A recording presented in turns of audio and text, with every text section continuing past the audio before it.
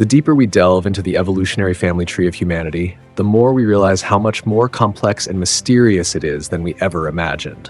Recently, a new branch on this family tree has emerged, raising countless questions not only about our evolutionary journey, but also about behaviors we once thought unique to humans.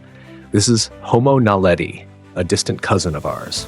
Let's uncover the fascinating archaeological evidence and the intriguing mysteries surrounding this hominin species. On an unexpected Friday night in 2013, two explorers accidentally discovered a cave called Rising Star, located in the famous Cradle of Humankind region in South Africa, a site preserving the remains of many hominin species.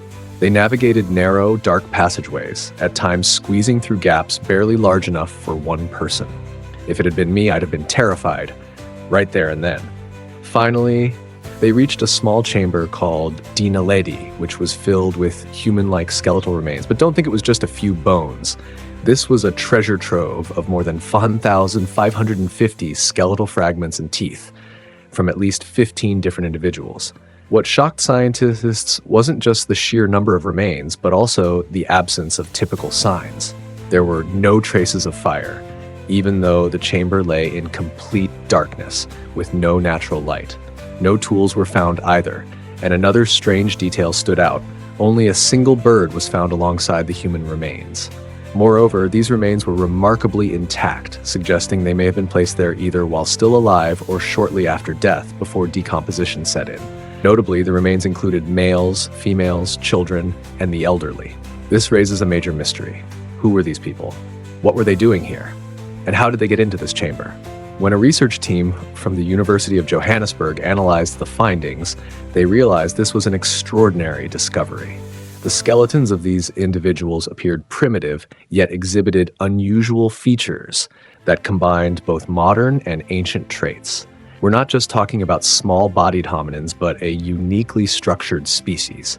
An individual might have stood 144 to 148 centimeters tall and weighed between 40 and 56 kilograms, similar in size to larger Australopithecus species and shorter Homo sapiens. However, their brains were significantly smaller than ours. Yes, you heard that right. Their brains were only about 1/3 to half the size of a modern human brain. Yet, intriguingly, despite their small brain size, the shape of their skulls was quite similar to later Homo species, albeit shorter and rounder. Even more fascinating, researchers found traces of the brain in the fossilized remains, known as endocasts, indicating that their brains might have been organized similarly to the advanced brains of Homo species. Could they think like us? Did they have the capacity for communication and emotion similar to ours?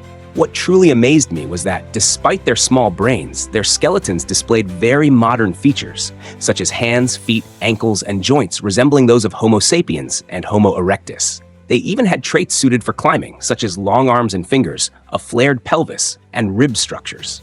These features suggest they may have lived like Australopithecus species, but also possessed modern adaptations for walking and other activities akin to Homo sapiens. So where does Homo Naledi fit into our evolutionary family tree? It's not a simple answer.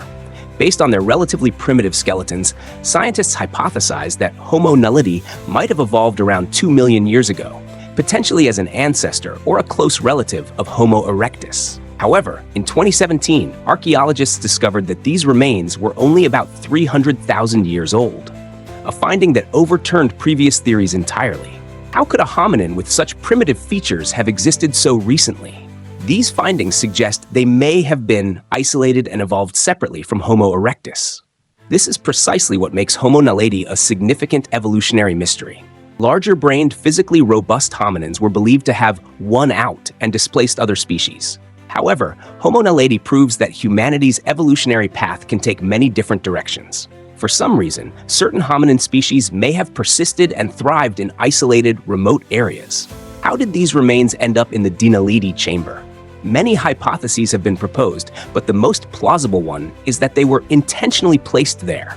This hypothesis remains unconfirmed, but one thing is clear: the remains were preserved in an extraordinarily deliberate manner. While we don't yet know if Homo naledi exhibited social behaviors similar to ours, one thing is certain: they are an essential part of the story of human evolution. The story of Homo naledi is a reminder that evolution is not a straight path. It is complex and mysterious, with countless twists and turns that we have yet to unravel fully. Let's keep exploring, for humanity's journey of uncovering the secrets of the past is far from over.